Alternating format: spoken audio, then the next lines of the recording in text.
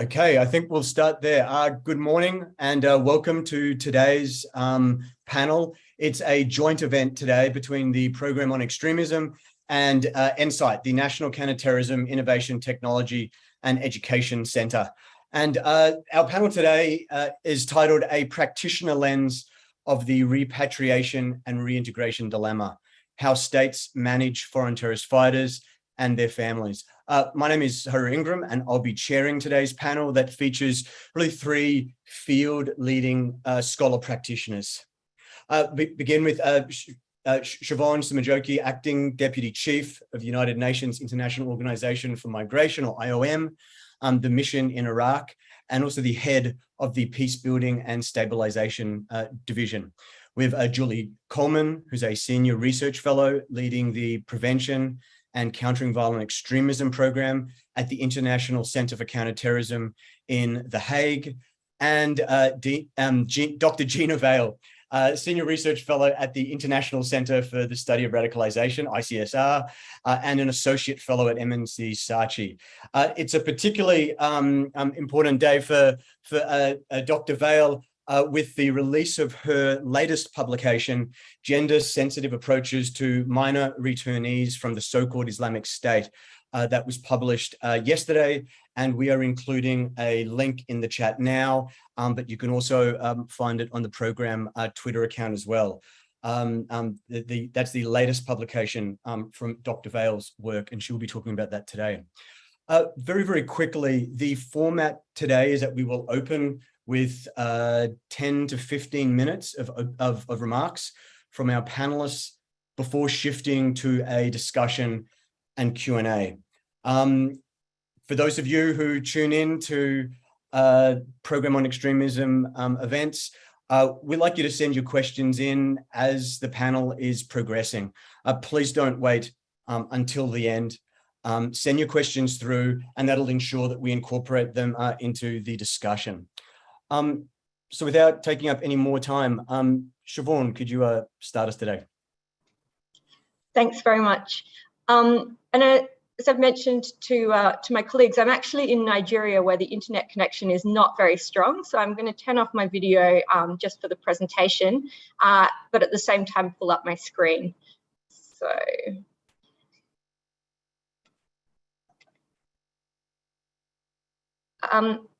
Could someone just confirm that you can see this, that my screen is visible? Yes, we can see it.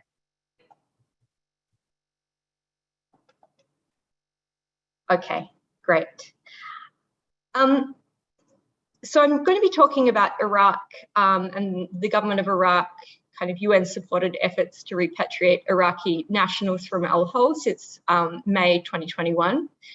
And largely focus on kind of how the operation has evolved and what some of the challenges have been.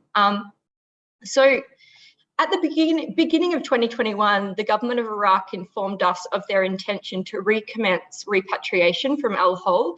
The government of Iraq was actually facilitating returns from Al-Hol prior to the Battle of Bahguz, but suspended its operations after the Battle of Bahguz, given the influx of households with kind of stronger associations with ISIS into Al-Hol. And I think it's worth mentioning here that Iraq is a fairly specific case because its caseload in Al-Hol is a mixed caseload. There are around 30,000 Iraqi nationals in Al-Hol, and a certain percentage of those, we estimate around 10,000 people, were actually what we call the pre-Bahguz caseload. So those are people who fled Iraq at different stages, including after 2014, but were generally fleeing to escape from areas that came under ISIS occupation. They are not considered to have kind of as clear association with ISIS as those who fled from Bahguz in 2018. Since May 2021, the government's facilitated 600 households, the return of 600 households. So that's 2,416 individuals. And I actually updated this morning because we had a round of return which took place overnight with households departing Al-Hol at 3 p.m. yesterday and arriving in Jeddah 1, which is the center that the government of Iraq has established in Nineveh Governorate, south of Mosul, at 3 a.m.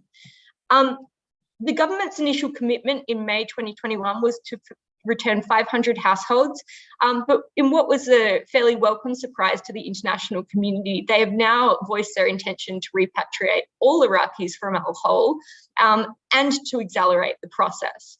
I think from our side, though, we see that this is unlikely to kind of convert or translate into regular predictable returns because the security situation in northeast Syria is still very volatile, and because the government formation process in Iraq is ongoing. From the government of Iraq perspective, returns are voluntary and humanitarian. And as a result, two important groups may be excluded. One is Iraqis who are subject to an ongoing criminal investigation in Iraq, or who are listed on government watch lists, who are informed of charges against them or of their potential arrest upon return to Iraq and discouraged from returning via this particular channel. The other is Iraqis not thought to have any potential criminal liability, but who will not return voluntarily to Iraq. And the returnees to date have told us that, you know, a lot of those who still expressly support ISIS will not return to Iraq voluntarily. That said, I said, you know, earlier that two important groups may be excluded. I don't think, you know, the security situation in al-Hol now is so bad that I think it is possible that some people who, you know, expressly support ISIS or who are concerned they may be arrested upon return will still take the risk of coming back to Iraq. Screening is conducted prior to return by the government of Iraq. And then an additional kind of screening process takes place upon return. But in general, screening is simply kind of looking at whether people are on existing watch lists or databases, or whether people are subject to any outstanding arrest warrants. There is no risk assessment process at this stage. And the government of Iraq is able to travel to northeast Syria, but it finds it very challenging to work there. And in particular, its coordination with the SDF and autonomous administration has been very, very challenging. So as I mentioned, when returnees when people are returned to Iraq, they're initially brought to Jeddah 1 Centre, which is a former IDP camp, which was recommissioned by the Iraqi government to as a transit site for households until arrangements can be made for their onward return to areas of origin. Generally speaking, what we see is that households are relieved to have escaped what they describe as hell-like conditions in al-Hol and return to Iraq, but also are deeply anxious about relatives who have been left behind in al-Hol, and family separation has been a major challenge, and the lack of clarity on the process and timeline for their onward return and relocation. The majority is spending 4 to 6 months in Jeddah 1 as their transit period. UN partners are engaged in site management support. So IOM is a site management support actor and provides services across a range of sectors. But what I would say is that this isn't really business as usual. The levels of need are much higher among this population than they are among the general IDP population. For example, you know, the vast majority of them come back with very few belongings. They're not allowed to take large kind of household belongings with them. And they have no savings at all. They've exhausted kind of all of their resources and assets. They have severe kind of or acute MHPSS needs. There are many people with acute protection needs. And generally speaking, I think that their kind of level of resilience is much lower than that of the general IDP population. And they require a higher level of assistance. So for example, the UN and its partners in Jeddah 1 are delivering services 7 days a week, which we usually don't do. Usually our community centres in camps, IDP camps at least, are closed on the weekend. And WHO actually had to double the quantity of food assistance that it's providing because returnees were not able to supplement the assistance that they received through kind of self-purchase. The government of Iraq is providing quite a lot of services within the camp. For example, they set up a formal school. They have deployed the Civil Affairs Directorate to reissue civil documentation. They have taken over recently the running of the health centre in Jeddah 1. And obviously, I mean, it's a positive from our side to see them stepping up and taking more responsibility for the provision of services.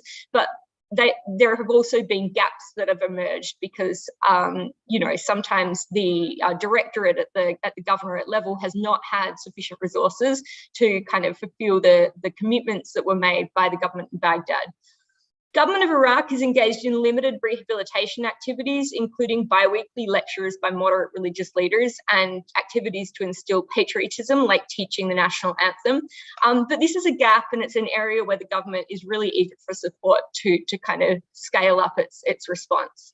And it's a closed camp, but there have been improvements over time. For example, and I think this is good practice, IOM, in partnership with a local organisation, runs a visitor centre so people can receive their relatives before they actually receive clearance to return to their areas of origin. And this has had a fairly significant impact on people's psychological well-being, but it's also had a huge impact on their material well-being, because relatives are able to bring cash and clothes and food and kerosene and other things to give to their relatives in Jeddah 1. We've also started to facilitate mobile court missions so that those individuals who need to go through a judicial procedure to access civil documentation can get that process started while they're awaiting their kind of security clearance. Quickly, because I'm running out of time, as I said, average transit time is 4 to 6 months. To date, of all of the households who've returned to Iraq, around 60% have departed to their areas of origin. Despite being cleared, there are some households who chose to remain in Jeddah 1, in some cases because they have relatives who were left behind in Al Hol and they prefer to wait and return to areas of origin together. So expediting the return of their relatives is one of the primary things that people ask for when you're in the camp. It's also very common that people ask how they can receive information on relatives who are detained in northeast Syria. Some face barriers to return to their areas of origin. In some cases, more complex protection and social cohesion related obstacles. And in a few cases, and this is always the catch-22 with camps and other similar facilities, some simply state that the services and access to income, because there is quite a high level of cash for work being carried out in the camp, are better in Jeddah 1 than they are in their areas of origin. In terms of the onward return process, so when people leave Jeddah 1 Centre and return to their communities, IOM conducts protection monitoring and runs a hotline so that people can call us in the event that they encounter issues during the onward return. And the main things we've kind of seen are frequent issues at checkpoints, including 2 arrests, and this relates to some of the weaknesses in the security screening process, including the fact that some security actors are sidelined from the security screening process and may have their own intelligence on individuals who have been returned. There is a high rate of relocation. I think around 50% of people relocate to a third area, but in most cases it's simply because their relatives have already settled in that third area, and they use relatives as a kind of stepping stone to, re-establishing their own life in the community of return. Relatively high levels of community acceptance are reported, but 100% of respondents request referral to protection services. A very large number of individuals are still missing civil documentation once back in their communities, which impacts their access to services and freedom of movement. And there are varying levels of access to services, including water, electricity, health, and education. This is my last slide. So briefly, since May 2021, the UN and its partners have engaged in post-return humanitarian and reintegration assistance. So we have a firm position not to be involved in the return itself because there are insufficient safeguards against refoulement, and it's unlikely that the government of Iraq's efforts meet our standards of voluntariness. So our work kind of starts once households arrive in Jeddah 1.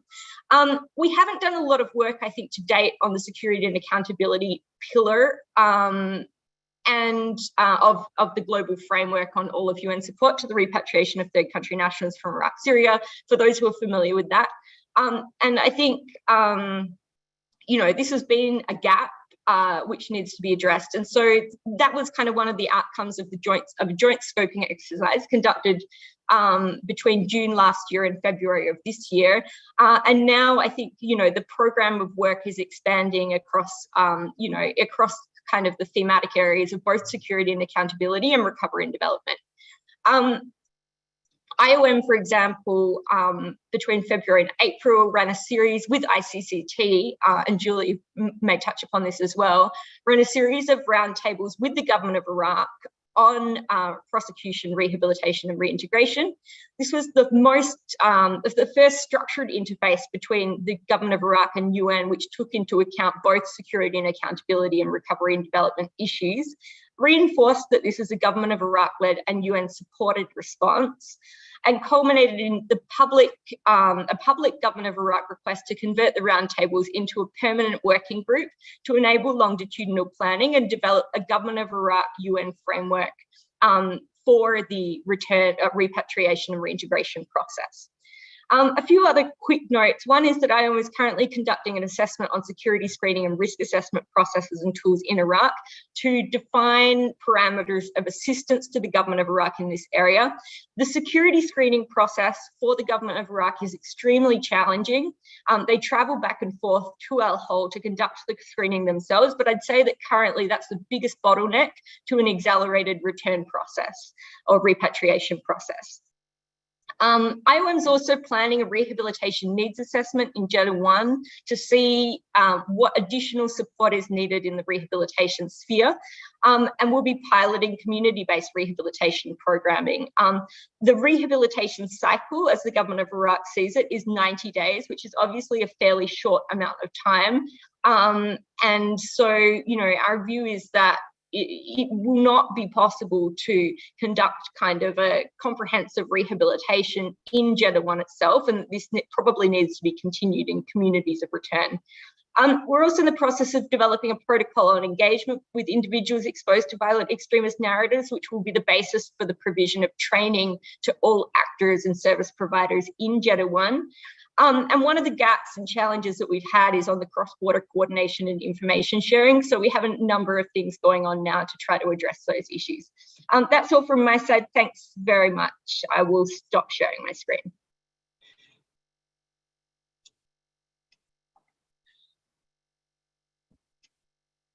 Great. Thank you, Siobhan. And already the questions are coming through based on the presentation. Really fantastic. Julie, you're up next. Thank you. Thank you. And I will attempt to share my screen as well. All right. Is that visible? Yes, it is. Yep. All right. Okay. So I'm really pleased to follow Siobhan. I had the pleasure working with IOM in Iraq, as she mentioned, but I think it particularly makes a really stark contrast between the Iraqi experience of repatriation, rehabilitation, reintegration, and what I am going to mostly focus on today, which is the European experience.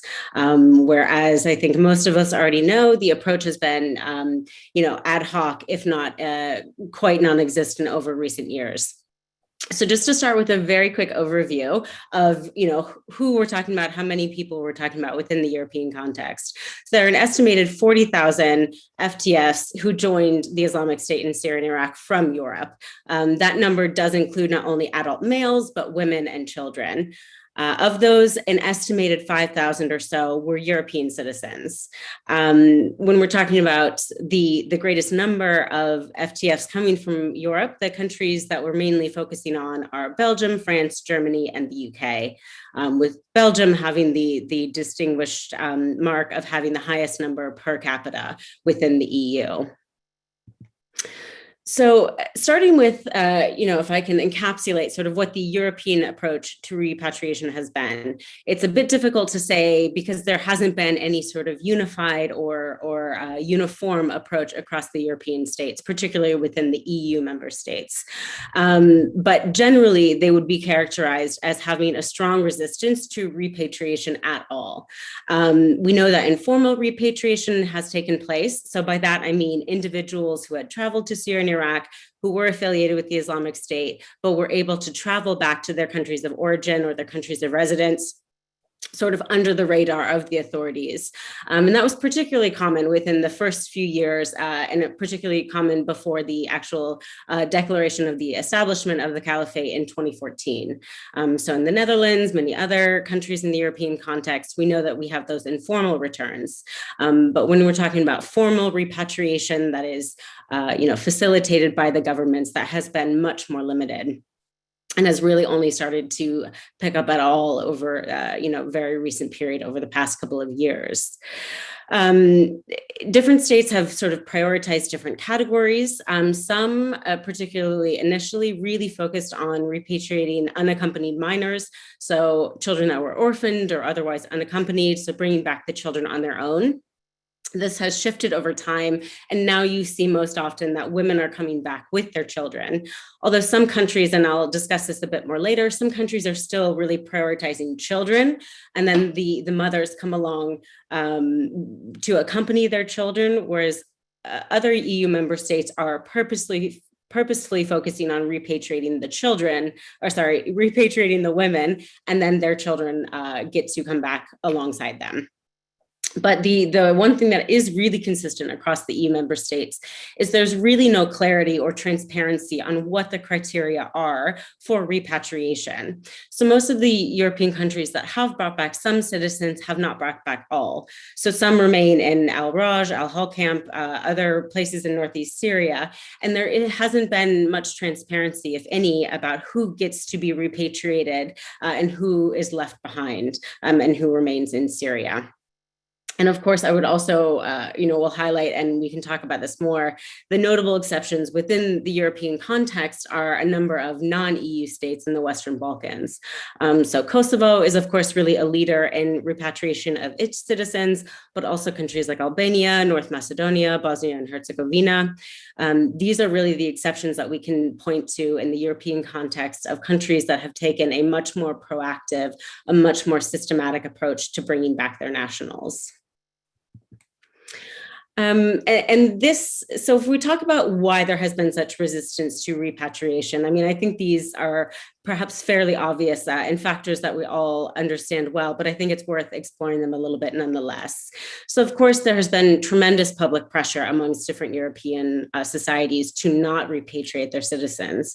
I think there really continues to be a prevailing sentiment that these individuals made their choice to travel to join the Islamic State, and they now need to sort of suffer the consequences. But it's worth noting that whereas normally we think of the consequences to a potentially criminal act is prosecution, here it's really just this idea of we can leave them in these camps in Syria indefinitely, and then they aren't the problem of the European countries to deal with, and they're sort of out of sight, out of mind. So that public pressure and the public sensitivities around this issue certainly, I think, are at the forefront of why repatriation has not happened on a more accelerated basis in Europe. Of course, there's been huge deference to government decisions. So we see throughout Europe that governments will say, for national security concerns and considerations, they cannot repatriate these individuals. They pose too high of a risk. And that deference has really then created a wall or a barrier where, judiciaries and other entities haven't been able to really challenge that, out of the sense that, of course, it's the government that, gets to have the final say on matters of national security. I would, though, particularly if we look at the prevalent use of things like deprivation of nationality, I would indeed question if refusing to repatriate all of these nationals is really in the interest of national security. And so we'll also explore that a little bit later. And speaking of deprivation of nationality, I think that's another reason why in Europe we see the resistance to repatriation, because stripping somebody's European citizenship away has been a very convenient means to then not have to repatriate them. So often this happens to dual nationals, of course. And so then the individual is only left with their other nationality and functionally just remains in the camps in Syria. So I think these three aspects sort of coalesce and explain why European states have acted as they have. And I'll just quickly touch upon, I think, some of the interesting legal dynamics that then arise within this question of repatriation. So of course, the first is the deprivation of nationality, which I already mentioned. There, of course, you're asking questions. Is the European states a party to the 1961 Convention on the Reduction of Statelessness, which prohibits, in most cases, depriving somebody of their nationality if that would leave them stateless, i.e., if they only have one citizenship, you generally cannot strip them of that citizenship. But there are exceptions, particularly what are being used more and more commonly with people who are affiliated with ISIS when it comes to national security considerations. But what we see with deprivation of nationality is indeed most often used with people who have two nationalities, which ends up being problematic because, of course, those within the European context who primarily hold two or more nationalities are those who are from a sort of migrant background, who maybe are second, third, fourth generation citizens of the European country. And there we see there's starting to be this tendency or this perception of two tiers of citizenship, who is truly entitled to that citizenship in a way that can't be revoked or stripped from them involuntarily, and who is not really deserving of it and who can have it taken away. So I think this is something we see feeding into extremist narratives in a way that's quite concerning when we think about the ISIS-affiliated population. Next, and I know Gina will touch upon children more, so I'll just quickly note this. So of course, children being primarily victims of this situation and either taken to Syria and Iraq by their parents or perhaps born there, there's the greatest arguable obligation to repatriate them. And in particular, I would highlight the Convention on the Rights of the Child, Article 2, which really prohibits the infringement of a child's rights or punishment of the child for the actions, the beliefs, the ideologies of their parents. But by leaving children in the camps and not repatriating them, functionally what we are doing is punishing them for their parents' behavior. So certainly I think the failure of European states to repatriate their children violates a number of rights, but it also violates this obligation under the convention.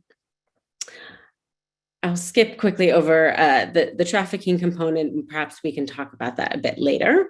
But it's worth noting that over the past couple of years, there have been some changes within the European context, and more states have started to repatriate particularly women and children. With very few exceptions, adult men have not been part of the cohort that have been brought back by European countries. And the reason for this change, I think, it's been a mixture of a few different factors. I think you see that courts have started to put pressure on governments. And by that, I mean, there is, of course, still the deference to questions of national security generally.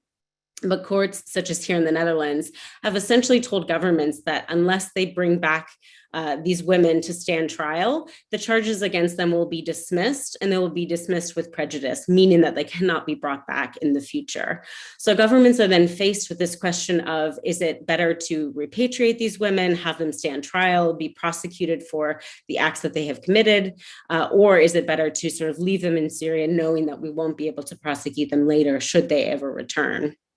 So that's certainly a dynamic that we start to see play out in a few countries. But there have also been intelligence agencies who have made it known to their respective governments that in their perspective, in their view, it is a greater long-term risk to leave citizens in the camps in Syria rather than repatriate them, where there can be, policies and certainly programs in place to do with rehabilitation and reintegration that can mitigate or minimize any potential risk that may be there, in addition to allowing particularly these children to return to a normal life.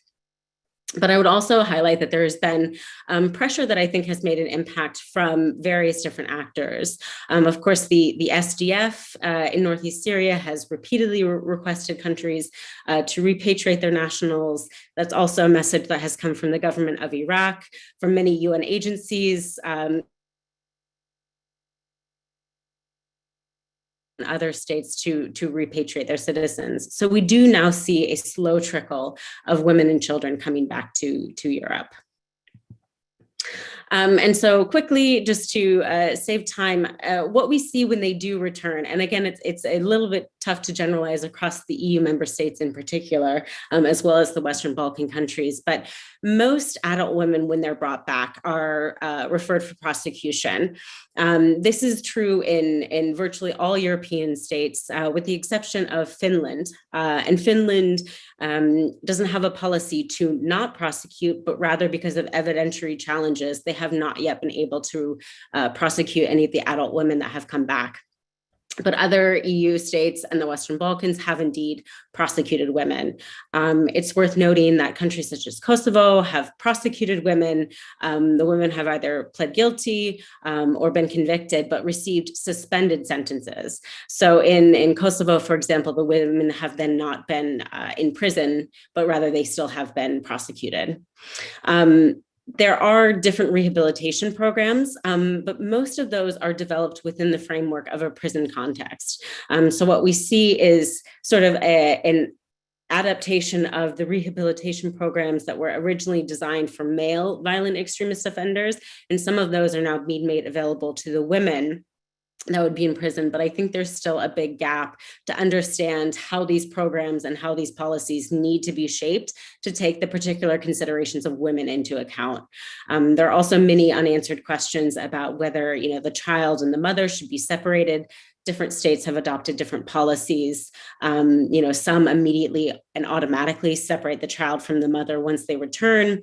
The child is either placed into a foster home or sometimes with extended families. But there are a lot of questions that are still unresolved. And so different countries have sort of come to different conclusions thus far. Children have been offered some rehabilitation programming, but I would really, stress the fact that it's still quite early days because Europe has had such limited experience with repatriation as of yet. There's not yet any great consensus on how effective, how successful the reintegration processes have been. And so with that, I will just end on the note of really the need to have more gender and age considerations. Given that we're primarily talking about women and children of various ages, there needs to be a lot more done to understand the needs that these different groups have. And so rather than having one uniform approach for all, whether it's all children or all women, we need to make sure that it's adapted accordingly. So with that, I will leave it there, but I'm looking forward to the questions that come in. Thanks so much.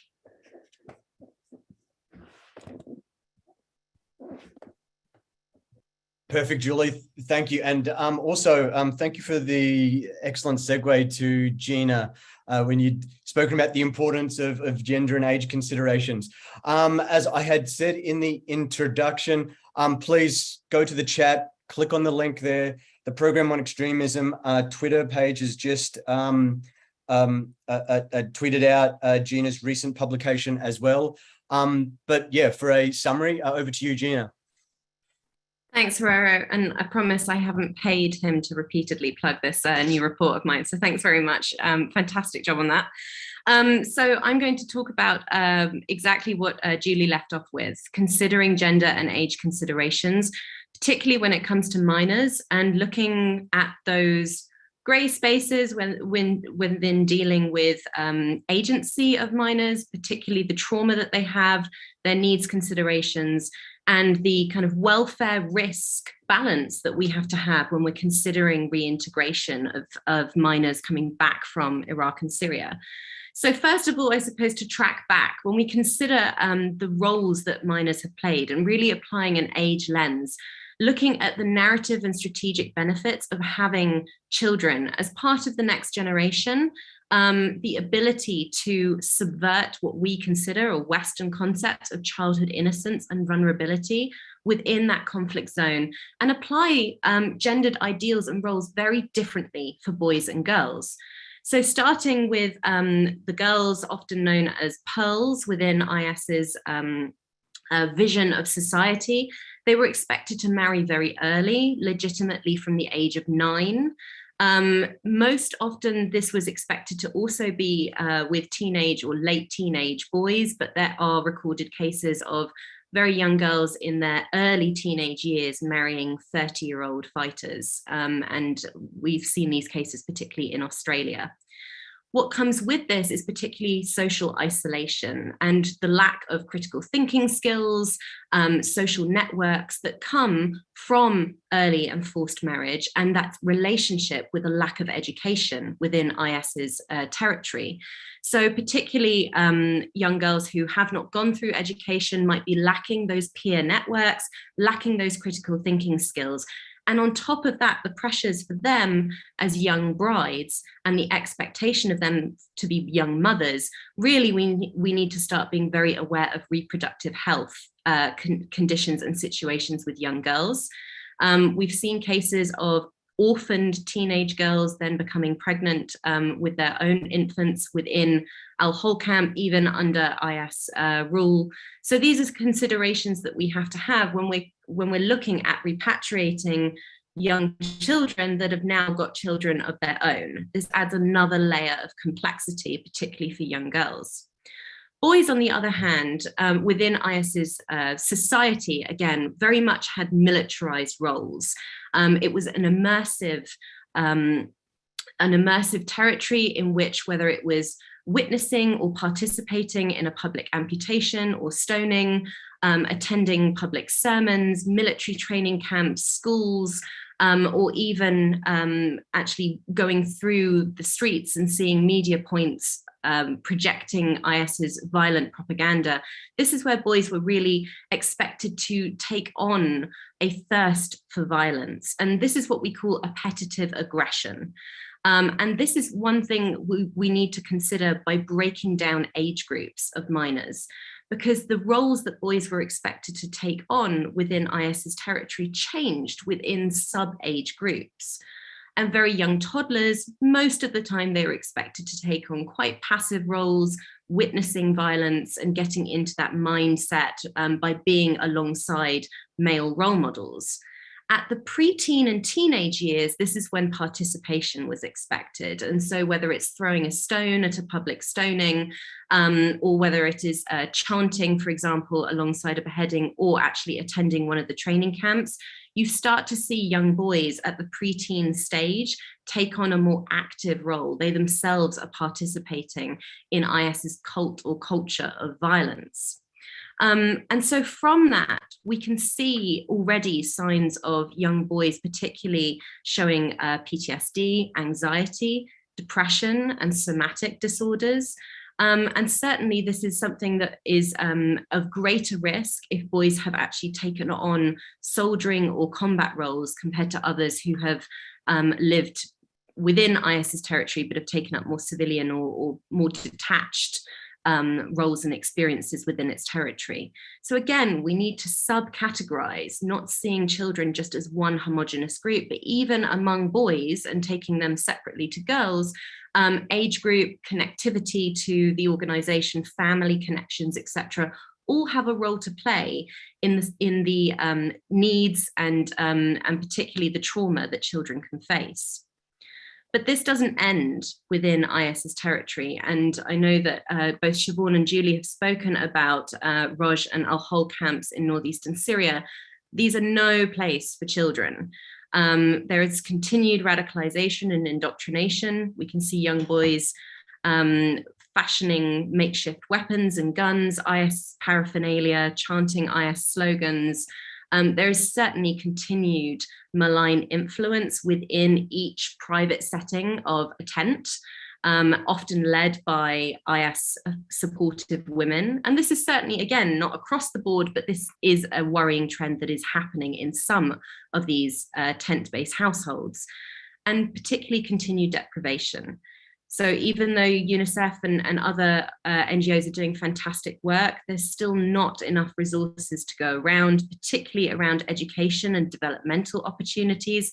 And so young boys and girls within these camps do not have the ability to connect positive peer and social networks and relationships.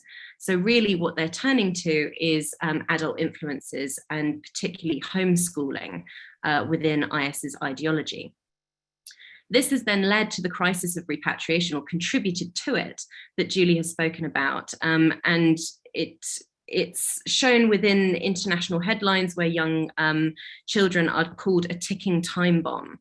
They're being seen through a securitization lens. And this is a considerable issue when we consider the long-term impact that this would have on reintegration and rehabilitation. When minors are securitized, and we can particularly see adolescent and young adult boys and men within prisons rather than within camp settings, this reduces their access to support, this increases barriers to resources, and therefore increases the stigmatization that these minors are associated with. It crystallizes that IS affiliated label that they will have to shed in order to fully reintegrate upon their return. So what is the answer? If it's not securitization, and certainly security issues are a consideration, but we need to prioritize development. If you prioritize children's welfare, then the security risk also will be reduced. If you securitize children first, you reinforce their IS identity. And what we want to do is take away that influence. We want to put them into a safe, stable, and positive environment. Work from child soldiering literature has shown that interventions at a very early stage that directly try and combat a negative ideology, in this case IS's ideology or negative worldview, only serve to break trust, very delicate and fragile trust, and also could cause potential risks to re-traumatization. So it's really important to provide an alternate, positive worldview to enable reintegration upon their return. It's really key that this is done through positive social and peer networks, and schools are a fantastic place for this. But the most important thing is for individuals who are taking on care of these minors, whether this is parents, grandparents, as well as foster families, and of course, institutions such as schools, there is that sensitivity of how to publicize the IS connection, or at least make these individuals aware of the IS connection of this child, whilst also balancing them having the knowledge of what these children have been through, to understand that violence or antisocial behavior is a natural symptom of trauma rather than continued indoctrination or continued radicalization. It's something that these children have to work through rather than be stigmatized for. I think it goes without saying that the most important thing is not to place these children or return them to the care of individuals who hold IS supportive worldviews. This might sound obvious, but it has happened. And so this is where checks and balances are really important when we consider who these children are returning to, whose care. Separation from a parent really should be the last resort. And this is where I say that although environments such as Al-Hol and Roj can be a site for continued indoctrination and radicalization, it's not always the case. And the same goes for grandparents and other relations awaiting for their return. We need to be careful that young children are not separated from the only connections that they have had. Many of these children will have spent longer within IS territory or even within these camp settings than they have in their previous lives before travel to the conflict zone. Maybe they've even not known any other life outside of IS's territory or these camps. So it's important not to sever those ties. These are vital to bridge that connection to come back into Europe or wherever else that they are returning to. And then lastly, I think it's important to tackle that stigmatization that these children are facing. So we need to remove this IS label. And this is not just dealing directly with the children, it's not just dealing directly with the individuals that care for them, but this is also societal education that's needed. Really educating society, making sure that political rhetoric does not reflect this ticking time bomb securitization narrative, but instead shows that these children have been through traumatic experiences, that their affiliation within IS certainly wasn't of their own doing, and that they need just as much chance as everyone else as being positive additions to our societies when they return. So this is really the crux of it.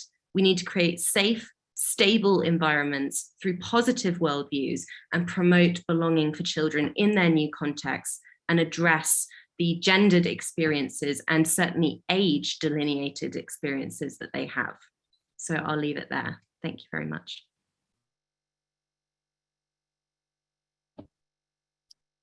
Great, thank you, Gina. And look, as we move now to the discussion, I think that, you know, the panelists have covered such a broad spectrum of issues. I think that one way for us to kind of find a way to kind of cut across some of those different themes is to come back to this notion of balance between welfare and risk, as Gina had spoken about, and this idea of responsibility, which Julie and Siobhan have also spoken about. And so that balance of welfare, risk, and responsibility. And I guess one of the first questions, and this is certainly a theme that keeps coming up in a lot of the questions that we've received, is the existing threat. So I suppose we'll start with Siobhan, actually. I mean, can you comment, can you provide us with some insights into those who remain committed to ISIS in these camps? I mean, some idea of the numbers, but I think perhaps even more importantly, how that commitment is actually being expressed, how those in the camps are actually assessing how an individual or whether an individual is committed to the group. Is there a methodical process for identifying that? Is there some idea of the numbers that are involved and then how they're influencing others? Can you provide, I guess, a broad picture of that? Sure. I can. I just clarify from the onset that the government of Iraq is not assessing whether or not people support ISIS or whether or not they're radicalized. They're really looking at potential criminal responsibility. And if people are not criminally responsible, then they are inviting them to return if they wish to do so. And I think, you know, from my perspective, while I do think there need to be mechanisms in place on the security and accountability side of the house, I think it's the correct decision from the government of Iraq, and there are a number of reasons for that. The primary reason, or the most obvious reason at least, is that up until the government recommenced its return program or its repatriation program in May 2021, we had quite substantial numbers of people returning to Iraq with the use of smugglers from Al-Hol and from Roj Camp. So it's never really been difficult for people to get back to Iraq if they can somehow raise funds. We saw, I think, in the 12 months leading up to the first, let's say, government-led repatriation operation in May 2021, around 1,500 people returning to Iraq with the support of smugglers and simply going back to their communities with very few safeguards. Aside, I guess, from those kind of more customary safeguards that were put in place at the community level. In terms of my understanding of how support to ISIS is expressed in Al-Hol, all I can really say is that, you know, I go by the information that is shared with us by people who have returned, who I think have a much better understanding of these dynamics in their communities than we ever will as outsiders. And, you know, it's them who are kind of explaining to us that, you know, up until recently at least, and as I said, I think given how quickly the security situation has continued to deteriorate, it's possible that people who support ISIS will return to Iraq. They have said that those, you know, really kind of hardline supporters of ISIS are unlikely to return through this channel. What I would kind of say last though is that, you know, the caseload is not an entirely humanitarian caseload in terms of those who have returned. I mean, they all have humanitarian needs and they all have protection needs, but there are certainly some among those who have already returned who demonstrate certain behaviours that would be of concern to us and to the international community. I think in the schools, for example, that have been set up in Jeddah 1, we see a lot of violent and aggressive behaviour on the part of children. There was kind of a tendency among some of the women who returned to be quite verbally aggressive toward other women in the camp when they removed their niqabs or when they were seen talking to men who were not direct relatives of theirs. And I think, you know, these are the things that are concerning to us, but also I think more broadly to the government of Iraq. Yeah, that's kind of, those are the main issues. And we saw, you know, for example, those households starting to cluster in certain parts of the camp. And I think we were quite glad that rather than kind of the government of Iraq trying to sort people into risk categories and segregate those who demonstrated behaviours that concerned us, we were quite glad that the government took the view that they needed to be dispersed throughout the camp so that they could, you know, socialise with people who held views different to their own. And generally speaking, like, I think it's very difficult in a 3-month window or 4-month window to gauge, you know, whether or not somebody is really radicalised in terms of the Iraqi returnees, just because the environment that they're departing from is so dangerous and so oppressive. And so quite often, you know, in the first couple of weeks when people have returned, or the first month that people have returned and they demonstrate some of these concerning behaviours, the government of Iraq comes to us and they're very worried and want to know what to do. And for the most part, you know, while kind of our support to them on security screening, risk assessment, rehabilitation programming, etc., is ongoing, but for the most part, we also tell them, you know, you need to give them a bit of time. More or less in line with what Gina is saying, they're coming from a place that's very, very, where the conditions are very, very difficult, and they've been there for a long time.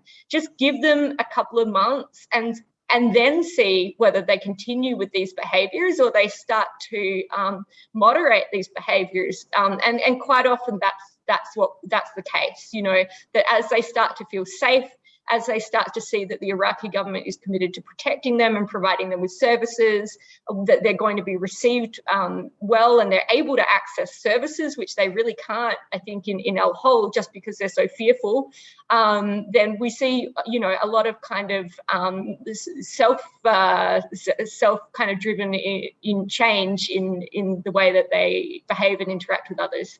Thanks. I mean, I think it makes sense to go to Gina. I mean, when clearly assessing threat and risk is complex, but it's particularly complex when it comes to children.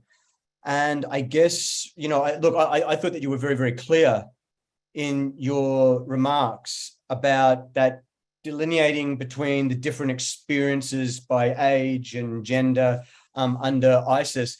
But I am interested, I guess, on the back end of that, and to get your reflections on that spectrum of child behaviours. Because again, it is complex, but distinguishing what is kind of relatively normal child kind of play, and then there is obviously on the other end of that spectrum quite clearly disturbing behaviour. I mean, I was in camps actually just a couple of weeks ago, and just walking through the camps, spending time in the camps, you see that full spectrum of kind of behavior where kids, because they're in a camp and they feel relatively safe and secure, they are playing, and sometimes play can be a way of expressing. I'm just curious to know, I guess, taking what you'd said and then going to that next step of saying, well, how do we actually think about these different child behaviors and I guess their implications for for rehabilitation and how we think through these issues? So I think two things. One, when we consider what trauma is, if we think about the crux of what trauma is and how it manifests, it is the normal response to an abnormal event, experience, or circumstance. And so what these children have gone through is abnormal. What they are now manifesting, their reactions to it, are completely normal. Whether it is taking on violent behaviors and mirroring those behaviors that they have shown to be exemplary to them, whether it is, I don't know, bedwetting, having problems sleeping, feeling anxious. Again, this is fear that has been ingrained into them within their environment. And this is not necessarily limited also to IS-affiliated families. We need to consider actually that the trauma that we're seeing within these communities goes far beyond those that are directly connected to the group. And so I think there needs to be that acceptance and expectation, exactly as Siobhan has said, that in the initial aftermath, these are natural reactions. And the child soldiering literature has shown that with time, and importantly, without premature and immediate intervention, a lot of this behavior does dissipate because children relearn how to engage. They see positive role models that do not resort to violence as a means of communication, as a means of dispute resolution, for example. And so it's really important to create those spaces where children can play safely, and can play without needing to resort to violence. To just pick up on something that Siobhan said about resources, if we think back to the context of Islamic State, those who engaged in violence, those who, for example, young boys, in particular, adolescent boys, who conducted an execution in the street, their family would gain money, their family would gain prestige. It was a way for them to access resources. If you think about civilians, for example, women who have to either marry into or gain favors, curry favors with militants in order to access formula milk for their children, for example. The way in which IS structured its society was that you had to have certain ideals and reflect the expected behaviors of the group in order to access those resources. In a similar way, that's the same in these camps, because access to resources is still quite scarce, and you need to be able to fight over the limited resources with other families within these camps. And so there is still that hierarchy that is going on. So again, we need to ensure that resources are dispersed in an egalitarian fashion that show that there is no hierarchy, that there is no way to curry favor based on ideology, based on certain behaviors, but instead try and foster that positive and I suppose, cohabiting spirit that we would then expect and hope for when they assimilate back into whichever countries that they are returning to. But I think we also need to consider not just IS-affiliated families, but the trauma that is really being experienced by others and how those traumas are actually going to play out upon return of these individuals as well. Thank you.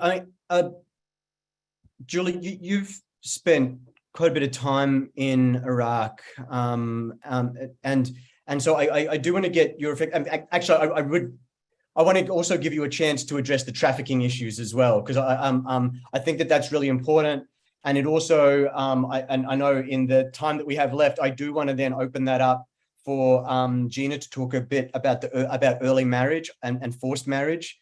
I know that is a really significant issue, not just within the camps, but in a lot of the communities and the more broadly. And I think that it's something that is going to be important for us to address, and also just getting Siobhan's reflections on how this is monitored. The trafficking and early marriage, forced marriage issues are monitored in the camps. But I do need to ask, given what you've laid out about the landscape in Europe on the issue of repatriation and what we're now seeing in the Ukraine, and we know from history that if we look to the future, this foreign fighter, this traveler to conflicts issue, it didn't start and it didn't end with ISIS. Can you from your legal perspective, what kind of foundations, what kind of legal precedence has been established in EU member states? How well positioned do you think EU member states are to deal with future conflicts, future foreign fighter and travel issues, given how it was handled? It has been handled over the last the last decade or so, particularly given some of these really troubling trends we're seeing with Ukraine. Sorry.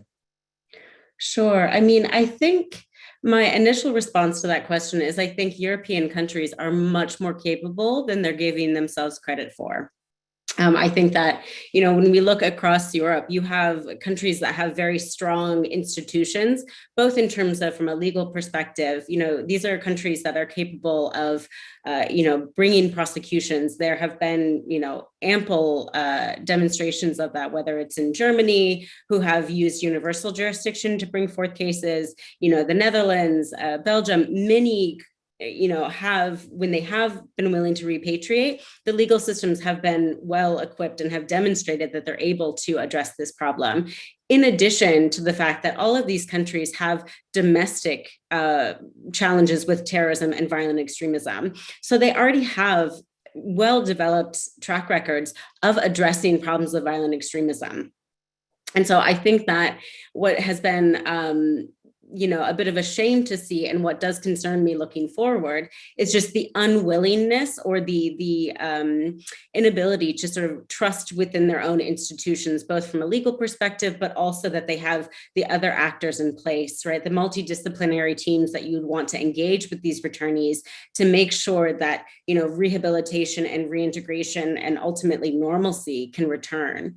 And so I think when I look to the future, what would be most helpful is for these countries to now, at this point in time, with those affiliated with the Islamic State, to sort of step up and rely on the systems that are in place to accelerate the repatriation process. Because I think, indeed, as you've mentioned, this is not a phenomenon that is going to be limited in time or scope to the Islamic State in Syria and Iraq. I think we're going to see it with Ukraine. We already see different theaters with other Islamic extremist groups where you're starting to have more FTFs there as well. So thinking of namely West Africa. So this problem, I don't think, is going to go anywhere. And I think what we've seen is that Europe has just been a little bit paralyzed and have not taken the steps to adequately address this.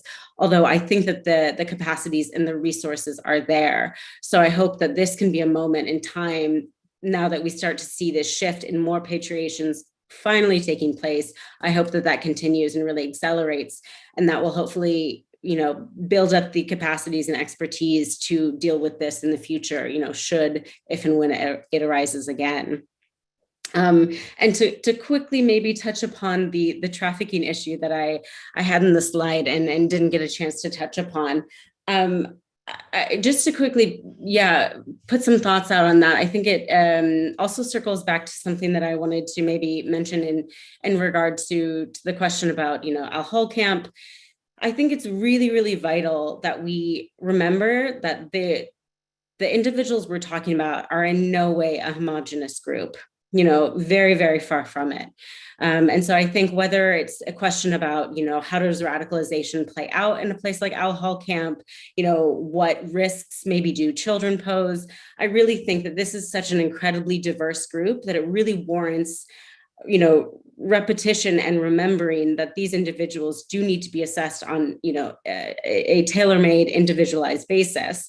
And that ties me into the comment on trafficking, in that, the women who traveled to Syria and Iraq and became affiliated with the Islamic State did so for a really diverse array of reasons. And they also had very diverse experiences while they were there.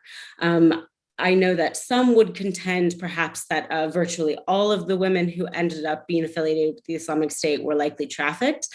I think I don't agree with that per se. I think the reality is somewhere in the middle. We did see many women, and in some notable cases, girls, so young girls who were not yet the age of majority, who were groomed online, who were probably tricked, and who were brought for the purpose of exploitation to Syria and Iraq. And that meets the definition of trafficking. And so for those women in particular, there's a principle of sort of non-criminalization for the acts that somebody who has been trafficked has carried out. So that would have some very serious implications for whether or not those women can or should be prosecuted for criminal acts that they may have committed once they were there and once they were a part of this group. But again, these are questions that need to be assessed on an individual basis. And so I think it does a really great disservice to the individuals themselves, but also to the countries that are repatriating, to treat them all as one homogenous group. And so I think that sort of pops up in many different ways, including when we think of the trafficking issue. We don't have a lot of time for this response, unfortunately, Gina, but I really do, before we go to some of the other questions, I really want you to just speak a little bit about the child marriage, the forced marriage issue, because it's a recurring thing that I see in my field work in Southeast Asia, and I think it's really important that people hear your thoughts and experience with this problem. Yeah, so there are multiple pathways into both early and forced marriage, as well as pressured marriage, we can call it. So again, forced marriage is not one issue, and there's not one pathway into it. Certainly we can see very young girls who have been pressured into marriage with IS militants. This has often been arranged through their parents. And so when we can see those networks, those family-based networks, are key pathways into forced marriage for young girls. And often this is from the same linguistic background. So not necessarily the same nationality, but for example, Canadians, Brits, Australians, etc., and how those networks are forged within the group. So it was one way of almost creating miniature IS dynasties within the territory and as part of kind of mini groups or mini subgroups. And that certainly reflects actually the way in which IS delineated its military structures, putting Anglophones together, Francophones together, etc. So you can see how these subgroups and these loyalties across those linguistic lines are being solidified through marriage. That's one way. Certainly, several of the women that I interviewed had married an IS militant, whether that's a local Iraqi or Syrian, as well as foreign militants. And this was particularly what I would call pressured marriage for survival, for economic means. Whether this is because they themselves have been widowed as part of the conflict or previously, they might have dependent children. Women, as I said before, were not able to access, for example, formula milk unless they had connections with an IS militant. And this was particularly exacerbated towards the end of the conflict. So we can actually see the rise in forced marriages going up through the years of IS's territory or territorial governance. And then the last one that I think is often forgotten, but is particularly important, is pressured or forced marriages that happened among civilians as a means to avoid marrying IS militants. And this is where we're seeing alarming rates of child marriage. And this is where we need to understand that child marriage for protection is not just the legal union and it ends at that, but it is also a marriage that is recognized by the families, and then the expectations of reproduction, etc., still stand.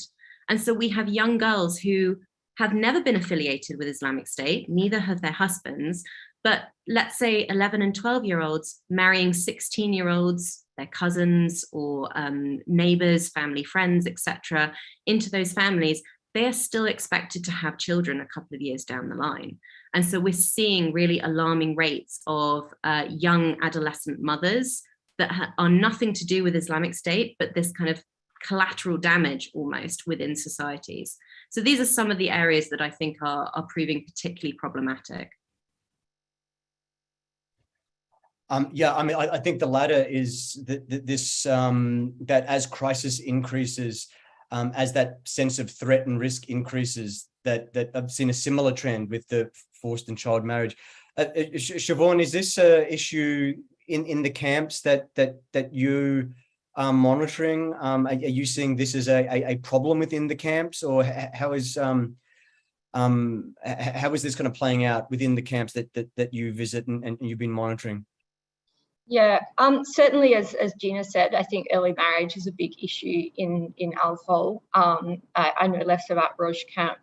But then there's another side to it too in Iraq. I think we're not seeing kind of such high rates of early marriage in Jeddah 1 Center. I'm sure it occurs, but it's a safer environment where people are less likely to be kind of under pressure to marry somebody associated with ISIS, and to, as Gina said, look at, marrying somebody else, probably a relative, to, kind of protect themselves from that. What we see is a slightly different dynamic upon return. So there is a certain shame and stigma associated with being a widow or a former wife of ISIS. And the only way to really effectively in Iraq rid yourself of that stigma is to remarry. And so there is a lot of pressure on women who have divorced husbands who were members of ISIS, or whose husbands were killed, to remarry somebody else in their community, potentially a community leader. We've seen that on numerous occasions, and often as a second wife. Or third wife, if it may be, in order to kind of basically neutralize their status. And so, I think the same is the case for girls, so daughters of former ISIS members. And it's, it complicates things a great deal. I think, while we probably wouldn't call most of these forced marriages, there's certainly marriages that are, that people enter into out of necessity, creates implications for children of the previous marriage. And, I think it's something that we're concerned about, but have kind of little capacity to address if there are few other options for people who want to return to their communities, but will be subject to kind of stigmatization and ostracized if they do. The only thing that I would say additionally is that this is obviously problematic for women and girls, but in some ways, at least it offers them an avenue through which they can kind of remove the stigma associated with their family association with ISIS. The situation is much worse for boys in a way, because there is no way to rid themselves of the stigma associated with having a father who was a member of ISIS. I mean, the only thing that we can really do in those cases, and there are obviously many of them, is awareness raising among the community and supporting, addressing that kind of trauma on both sides to try to promote greater acceptance of those boys. But that's a fairly kind of, it's an uphill battle, I think, still in a lot of communities in Iraq. And Iraq is obviously also different in that sense than a lot of European countries, because it was also the theatre of conflict, and people are very, very angry and very traumatized and very fearful that allowing people back into their communities will mean that the conflict breaks out a second time, a third time. Thanks. Well, I mean, look, we've actually been able to cover a lot of the questions that have come up throughout the panel. But I think that it's an opportunity here on that issue of the distinction, but the way that boys are kind of perceived by the community, to ask a broader question to Julie, which is about the repatriation of men. The exact question here is, what would you recommend for European countries to tackle that issue? Should men be treated differently? What are the implications for repatriation? Your thoughts on that? Sure. No, indeed, when it comes to adult men, very, very few have been formally repatriated by European states. So again, we look to mostly the Western Balkan countries as the only ones who have brought back not only women and children, but adult men. And so in cases there, the men, women, and children have all been brought back together. The men generally are then immediately, taken, and they are arrested, detained the whole time. Whereas the women in these instances often get to go home with their children to their families. So there already is a very gendered, differentiated approach there. But I think what the rest of, particularly the EU member states, should also be considering and looking at repatriating their adult male citizens. Of course, when we were talking about sheer numbers, there are far fewer adult men than there are women and children, right? This is just the ratio of the group, because a lot of the men have died in the conflict, and they are also not generally held in Al-Hol and Al-Raj. Many of them are in detention centers, in prisons, so elsewhere in Northeast Syria. And so sometimes there's even less information about exactly where they are, who they are, what nationality they are. So even less information about those sorts of details than about the women and children. So I do think that there are some intelligence or informational gaps there, particularly as it relates to men. But I think that the same obligations that states owe to women and children are also owed to men. At the end of the day, these are male citizens. Many of them were radicalized and joined these groups while they were home in their countries of origin, their countries of residence. And so I think that there's no reason, including security-wise, why they should not be repatriated. I think in many instances, the men can be prosecuted, right? There is the possibility to have sufficient evidence to prosecute them. Many states have, enacted legislation that at the very least would allow them to be prosecuted and convicted for membership of a terrorist organization, but often the men who have committed more serious crimes can also be prosecuted for those more serious acts. But same with my point as to the women and children, the men are also not a homogenous group. So I think we have this perception about people affiliated with ISIS in general, that they're all highly radicalized and pose a high risk. And the reality is we know that that is not the case. There are certainly some high risk individuals, but there are likewise low risk, either because they were never radicalized and really committed to any extremist ideology in the first place, or because they have sort of self-disengaged and de-radicalized. That applies to women, but that also applies to the men. So that is also not a homogenous cohort. So I think that what's really lacking is the political will amongst European member states in particular to bring men back. Although I would sort of highlight that worldwide, repatriation of men has been at a much, much lower rate for all countries, including those who have been more proactive. Well, I mean, actually, there was a question that came through towards you, Julie, and to Gina, which was about the impact of family separation. Has family separation proven to have any negative effects on repatriated children? Perhaps, Julie, if you could start, and then we'll go to Gina. Sure. I would highlight that this is an area in general that's not incredibly well understood. In fact, ICCT, along with University of Leiden, we're currently doing an EU-funded project to better understand the impact of having an extremist parent on the child and looking within that, what separation, what impact that has on the child.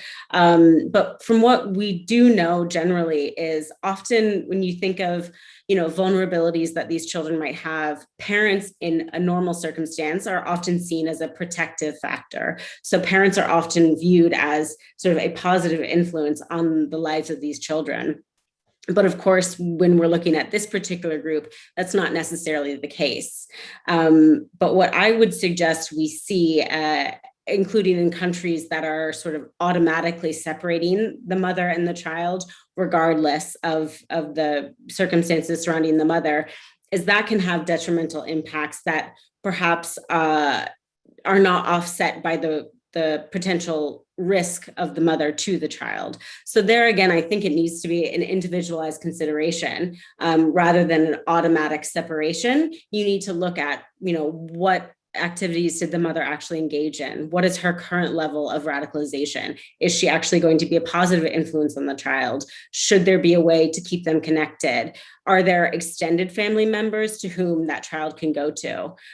Because right now what we see is often they're being taken and put in foster homes that have no connection to their families, to their lives. And that's very destabilizing for these children who, has been emphasized by Gina already, have been through immense trauma. So I would suggest that in some cases, the separation is sort of just furthering that trauma and might be quite harmful down the road.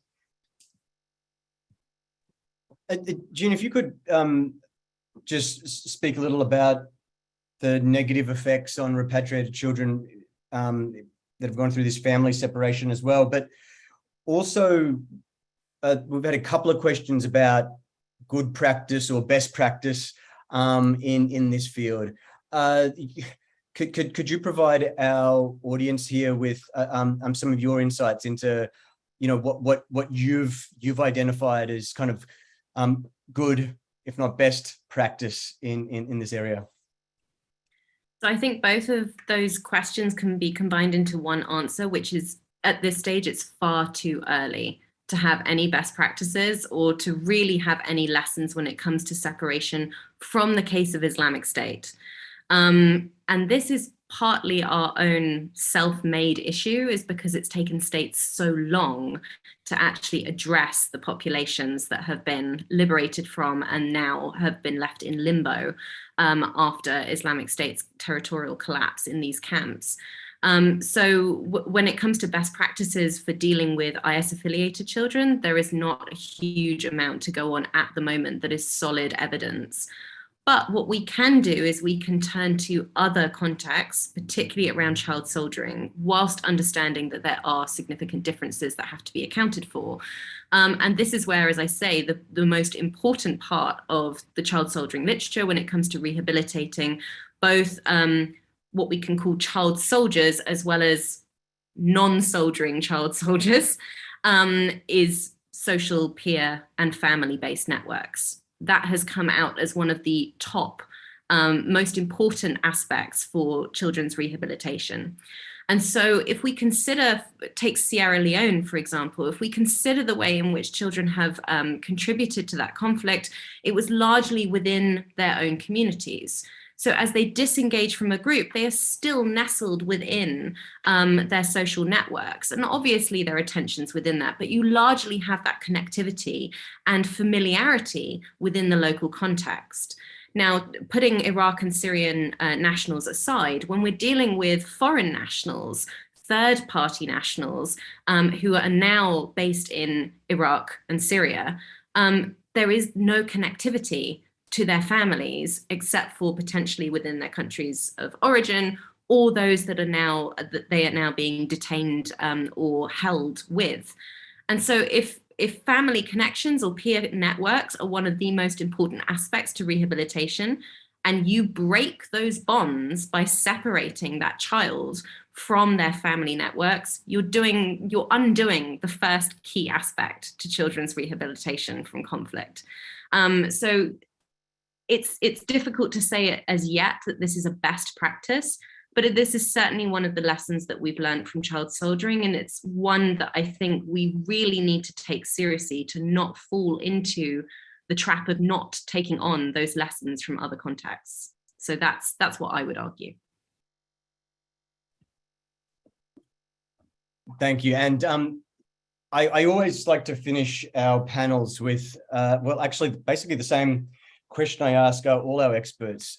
We kind of finish with a bit of a myth-busting thing. And I think it'd be great if we just went around and kind of said, well, if each of you could identify one myth about your area, about your area, what you've spoken about today, that is either common in terms of media coverage, maybe you hear it a lot in a policy context, maybe it's within academic circles. But if there was one myth that you could bust, what would it be? Siobhan? I'd actually go back and re-emphasize something that Julie said, hoping I'm not kind of stealing what she was planning to say. And that is just that it's not a homogenous group. There are all kinds of different profiles of people in Al Hol, including some with close proximity to ISIS, some with no association whatsoever. And there are a whole lot of different reasons that those who collaborated with ISIS did so. Some of them may, have kind of ideological reasons that they worked with ISIS. A lot of them had grievances that drove them to join ISIS, and some of them, did so just out of necessity, whether economic necessity or to ensure their own security and safety. So, I think a lot of the discussion that takes place around the population in Al Hol just makes the assumption that, this is a group who are highly radicalized and that they all require some kind of blanket form of rehabilitation. And yeah, that's certainly far from being true. I think some of them just simply need to be brought back to somewhere where they feel safe and they can access services, and then they, as has already been said, they'll self-disengage and de-radicalize. Thanks. Great, thank you. Julie, did Siobhan steal your myth? I have a variation. I think it complements that because, yeah, I would absolutely agree with everything Siobhan said there. But for me, the biggest myth surrounding violent extremism in general, but ISIS in particular, is just the exceptionalization that we, frame it through, and the lens that we take on virtually every aspect is informed by that. And so I think there I would want to break down this idea that somehow those who have been affiliated with a violent extremist group, as horrible as the Islamic State are, radicalization and engagement with violent extremism is not a static process. So even somebody who maybe at one point in time was deeply committed to the existence of the Islamic State, that isn't necessarily going to be the case for the rest of that individual's life. And I think we need to really look at them as, in many ways, just like humans, as anybody else is. And so I feel like we look at them as if they're completely alien or different, and we need a completely new approach to address the risk that they might pose. Whereas I think the reality is we have a lot of tools in our toolkit, right? We have a lot of experience working with other forms of armed conflict, with child soldiers, with other forms of criminality and violence. And so using those and adapting those as appropriate, I think, is a great way that I think states can already start to tackle some of these challenges without needing to wait for the perfect solution and the best set of best practices. And so I think this exceptionalization really puts up a barrier that states aren't willing to cross that. And so I think if they can dismantle some of that, I think states would be more willing to take more steps now rather than waiting another, 3, 5, 10 years and just kicking it down the road. Excellent, thank you. And Gina, your myth. Yeah, I'm going to build on exactly what my colleague said. A little bit controversial, pushing it a bit further, is that when we consider counterterrorism, we're not just acting upon the other. We have to look at ourselves and our own societies and our own communities, because these individuals who chose to travel and join a group, whether they were supposedly groomed, coerced, whether they actively recruited for and espoused this ideology, they did so because they were not happy with, comfortable with, felt like they belonged or had a purpose within their communities and societies of origin. If we continue to treat this issue as foreign, separate to our own core identity, our own core society, the stain within our communities, if we fail to look at our own societies and how we have fueled grievances, how we have created systems of exclusion and disenfranchisement, then we will fail to really get at these cycles of violence. And this goes from how we treat terrorist offenders, setting that example that continued stigmatization, continued ostracism, even in the cases of Al-Hol and Raj, actual sexual violence towards IS-affiliated women. If we continue to uphold these negative and harmful practices, all we will do is fuel these grievances for the next phase of whether it's IS or another group to take on a harmful ideology and seek an outlet for taking vengeance. So I think we really need to look at ourselves, the models that we want to create of our own societies, and ensure that we stop these cycles of violence. Perfect. Thank you, Siobhan, Julie, and Gina. And of course, thank you to our audience today and to those listening now and later on. This was a really fantastic panel. Thank you again. And yeah, until next time. Thanks very much. Thanks. Bye.